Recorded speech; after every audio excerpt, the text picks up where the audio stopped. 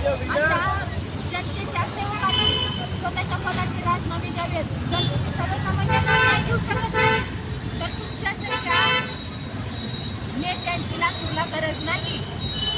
त्याच्यामुळं साहेब, आयजी साहेब, आपण सर्वांना अजून एकदा सांगते, माझं उपोषण हे मरणोत्तर दिसणार आहे.